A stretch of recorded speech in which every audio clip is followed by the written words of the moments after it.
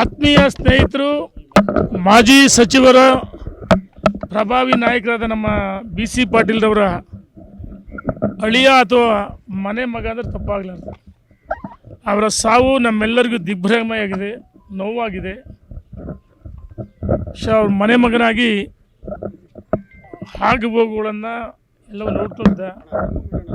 ಇವತ್ತು ಆ ಸಾವಿನ ನೋವು ಬರೆಸ್ತಕ್ಕಂಥ ಶಕ್ತಿ ಭಗವಂತ ಕೊಡಲಿ ಅಂತೇಳಿ ಭಗವಂತನಲ್ಲಿ ಪ್ರಾರ್ಥನೆ ಮಾಡ್ತೇವೆ.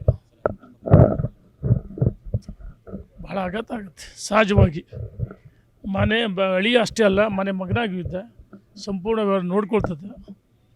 ಇಂಥ ಸ್ಥಿತಿಯಲ್ಲಿ ನಮ್ಮ ಹೊನ್ನಾಳಿ ವ್ಯಾಪ್ತಿಯಲ್ಲಿ ಬರ್ತಕ್ಕಂಥ ಅರಕೆರೆ ಗ್ರಾಮದ ಹತ್ರ ಆಗಿರ್ತಕ್ಕಂಥ ಒಂದು ಕಹಿ ಘಟನೆ.